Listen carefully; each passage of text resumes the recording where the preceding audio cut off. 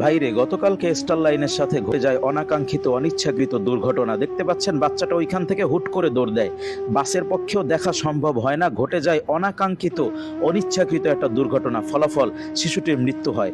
ঠিক আছে, তোরা ছাত্ররা আন্দোলন করে গাড়ি আটকাবি, ভালো কথা, কিন্তু যেই সকল নটকির পোলারা এই গাড়ির গ্লাস ভাঙতেছে, খোঁজ নিয়ে দেখেন ওরা একটা চকলেট একটা বিড়ি খাইতে গেল, বড় ভাইদের মাঝখানের পা চুইসা চুইসা টাকা ধার কইরা তারপরে একটা বিড়ি খায়, একটা চকলেট খায়।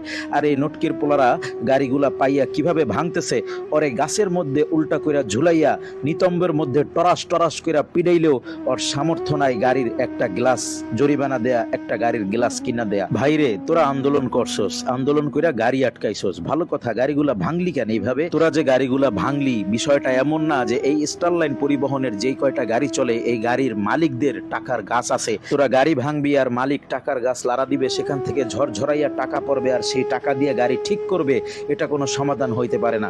বরং তোরা যে কাজগুলো করলি এটা স্পষ্ট সন্ত্রাসী কর্মকাণ্ড, এটা কোনো সভ্য ভদ্র শিক্ষিত স্টুডেন্টদের কাজ হতে পারে না।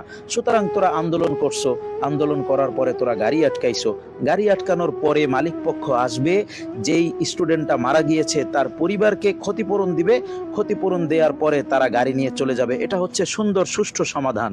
কিন্তু গাড়ি ভাঙা, এরকম ভাবে লক্ষ লক্ষ টাকার ক্ষতি করা, এটা কোনো আন্দোলনের সমাধান হতে পারে না। তাই আমাদের উচিত সন্ত্রাসী কর্মকাণ্ড থেকে বের হয়ে আসা, এবং যেই পরিবহনটা অ্যাক্সিডেন্ট করলো তোরা তো সেইটা ধরতে পারলি না, তাহলে অন্যান্য গাড়িগুলো ধরে তোরা কেন ভাঙচুর করলি, এটার জবাব তোরা দিবি। আর তোরা যেই পরিমাণ সম্পদের ক্ষতি করেছিস সেই সম্পদের ক্ষতিপূরণ তোরা এক বাবার সন্তান হয়ে থাকলে সেই ক্ষতিপূরণ তোরা দিবি।